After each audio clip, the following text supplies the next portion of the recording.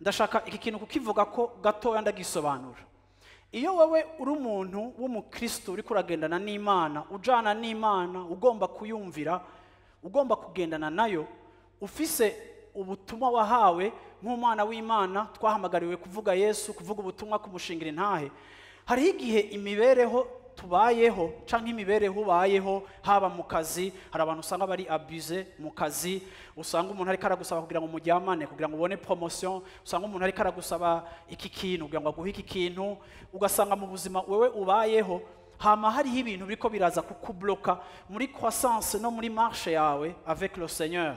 Ugasanga hari ikintu kiko kiraza kikubloka, kigushira muri condition udashaka kubamwo, kuko ushaka kumvira Imana.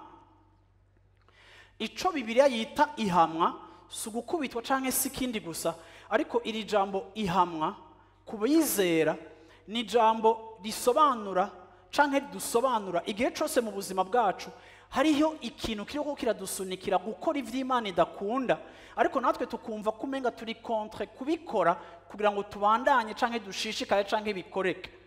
Ukumva yuko ugomba kwikomprometa n'ibintu bimwe bimwe utemera, ugasanga ubayeho ubuzima utemera, ubuzima udashaka.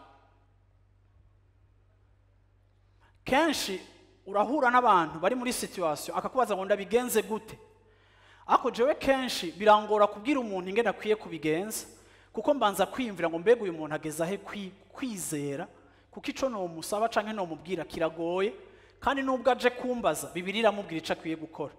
Ariko kandi birasaba kwizera no kubunywanye n'Imana kugira ngo ufate amadecision amwe akomeye ku buzima bwawe. Rero iri shengero rimaze kubona ko ririko rirahamwa, ririko rirabuzwa gukora ico rikwiye gukora, ikintu bakoze Bibiliya ivuga ngo baragiye barasenga.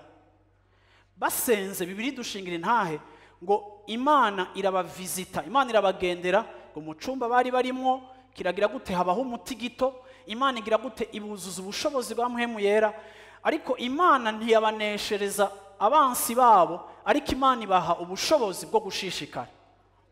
Urabona, iyo dusenga iminsi yose Imana ntiduha inyishu, ariko hari igihe dusenga Imana ntiduha inyishu ariko ikaduha inkomezi.